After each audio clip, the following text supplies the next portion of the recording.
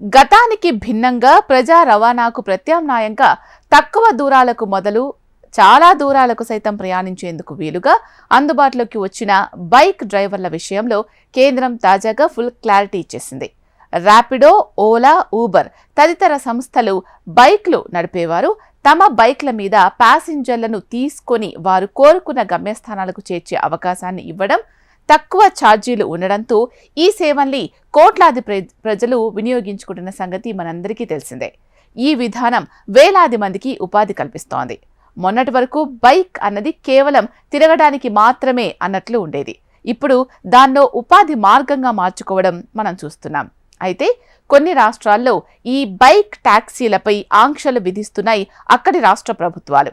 వారు చేసేది వ్యాపారం కనుక వారికిచ్చే పర్మిట్లపై ఆంక్షలు ఉన్నాయంటూ వారిని ఇబ్బందులకు గురి చేస్తున్నారు.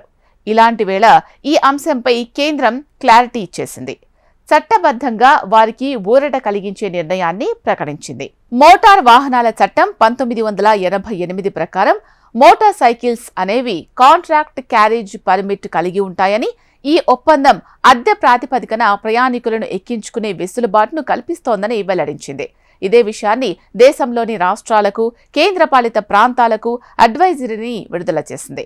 రవాణా సౌకర్యంగా కాంట్రాక్ట్ క్యారేజీగా మోటార్ సైకిళ్లను నడిపేందుకు కుదరదు అనే రాష్ట్రాలకు, కేంద్రపాలిత ప్రాంతాల్లోని ప్రభుత్వానికి ఈ అడ్వైజరీని జారీ చేసింది. దీని ప్రకారం పర్మిట్లను నిరాకరించే అధికారం లేదని స్పష్టం చేసింది. 4 చక్రాల కంటే తక్కువ ఉండి 25 cc+ ఇంజిన్ సామర్థ్యమున్న వాహనాన్ని మోటార్ సైకిల్ అంటారని పేర్కొంటూ, కాంట్రాక్ట్ క్యారేజ్ ఒప్పందం అనేది నిర్ణీత సమయం లేదంటే నిర్ణీత కిలోమీటర్లకు వాహనాల్ని అద్దెకు ఇచ్చేందుకు వెసులుబాటు కలిగిస్తుంది అని స్పష్టం చేసింది.